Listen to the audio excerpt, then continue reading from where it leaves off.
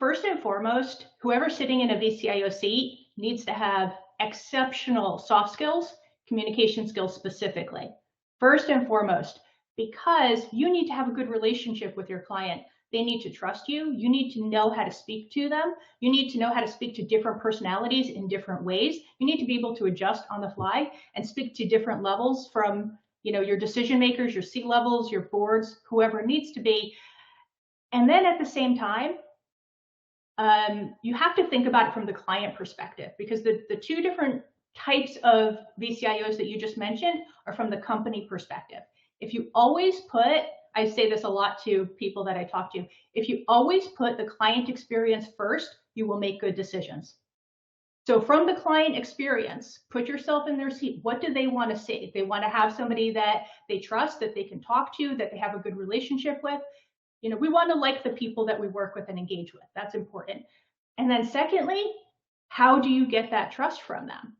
And the way that a client gives trust is by having confidence that you know what you're talking about. If somebody comes across as a sales rep, the client will always be skeptical of any recommendation they make. Why are you telling me this? How much commission do you get off of this?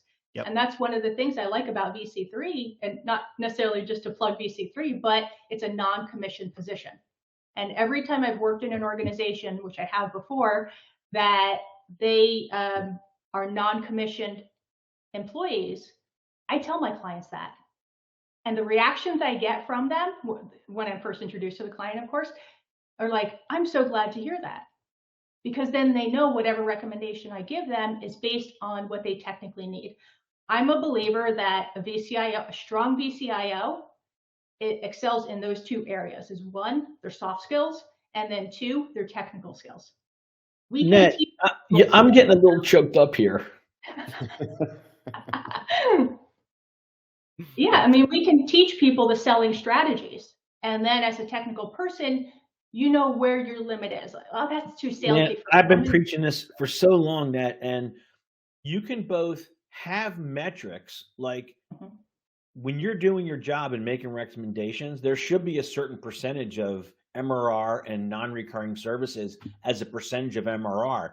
It's okay to have that as one of your comp, along with churn and other things that, scores. But that's not commission. And I'm with you. I'm so against, if you're paying someone commission on things they're selling, by my definition, they are not a vCIO. They are an account manager.